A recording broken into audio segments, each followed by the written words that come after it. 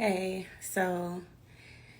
I had something real heavy on my heart to say, and I know the title of this video is "You Are Somebody's Answered Prayer," right? So right now, I know for sure that this video that I'm making this live is somebody's answered prayer. I just want to get on here and tell y'all, like, you know how you sit somewhere and you praying constantly for somebody to come through and help you or vindicate you or apologize to you or show gratitude towards you or anything of that sort. Somebody praying for you to be that as well, right? Somebody is praying for you to come and give them closure. Somebody somewhere praying for you to reach out to them and explain why you stopped talking to them. Somebody is somewhere praying to know, like, what are you doing in life? Or maybe praying for you to just stop by and spend some hours with them. Anything. You are the answer to someone's prayer. Somebody needs you somewhere. And it might be the littlest thing, like your grandmother just might need her grass cut. You know, your grandfather might just want you to come over and look at pictures with them. Your children may just want to watch a movie, you know. Somebody is somewhere talking to God, begging God for you in some type of way or form or fashion, right? But this is the thing. When you don't be obedient to that voice you keep hearing that's telling you over and over to do this positive thing, you're being disobedient to God, but he's talking to you because he needs you to answer somebody's prayer.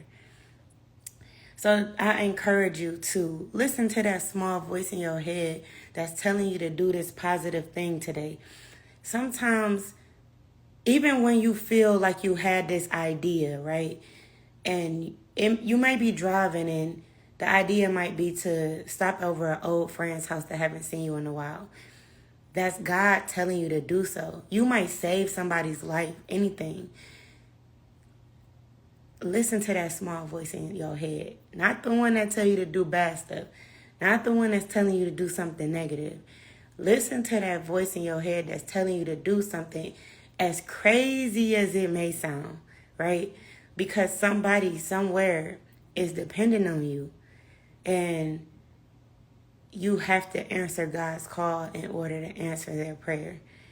A lot of times we just think about ourselves. We're praying for other people to show up in our lives and do stuff for us or whatever. But are you doing the same thing that you're praying for someone else to be?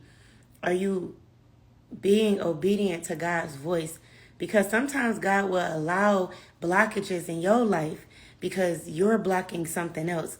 You need to start that ministry. You need to go start that career. Because if God is calling you to be a teacher or a doctor or a lawyer or a bus driver, it's because he want to put somebody with your type of heart, your type of mind frame in these positions. And it's not about you. It's about the person, them children that will be on that bus. It's about the things you might say to them, the type of attitude you might give to them, the impressions you might leave on somebody's heart for the rest of their life that may change the outcome of their life. I know we all have that second, third, fourth grade teacher that we all can recall that said one little line that we hold on to that had got us through many days. And we can remember them so vividly in our lives. And don't you want to be that person to somebody? Don't you want to be remembered in that type of way in somebody's life 20, 30 years from now? And they can say, Jessica said this and I can't get this out my head. They said this one line, or this person spoke to me every single morning when nobody else used to even acknowledge that I existed. Sometimes just do what God is calling you to do. It's a domino effect. Once you start getting into alignment and standing near the next domino, we can all tilt together and help, spread the love of God and spread his word and spread his loving and kindness. And it can happen through just action. You are somebody's answered prayer. Get yourself together. Do what God is telling you to do. If God is telling you to eat better, get some rest. Stop smoking. Stop eating crazy late night times of the hour. It's not about you, right? It could be about the spouse that he's holding back for you.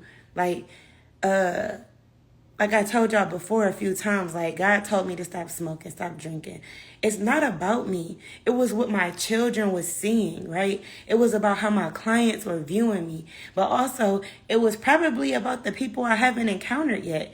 So I won't walk into a building smelling like I just got done smoking, that somebody won't judge me, and they will actually open up a door for me. They will actually open up a position for me, right? So if God is nudging you to stop doing something, it's not just about you, but it will better you. It will open up doors for you and put you in rooms that you did not think that you can get into. So start listening to that positive little voice in your head, as crazy as it sounds sometimes. God tell me to do stuff that sound bizarre. Now, do I listen all the time? No. But 80% of the time I would say I do. And people always would say, oh my God, I can't believe you made that live. You hit me. You came right on time. I was just asking God about this and you answered the question. You said this because I did what I was supposed to do. I was being obedient. And do it always be easy? No. Because right now I'm cooking dinner and it's probably burning on the stove. But God told me to get on live right now and give this word, right? So do what God is telling you to do, because you are somebody's answered prayer. And if you want somebody to show up in your life in any type of way, and you want God to answer a prayer for you and use somebody to do that, you got to do it too. Sometimes he will not even tap that other person to answer your prayers because you haven't answered someone else's. So let's create this domino effect. I love y'all. I had to give this quick word. Be encouraged and listen to that voice in your head. That's God speaking to you. Y'all have a blessed Sunday. I didn't mean to click on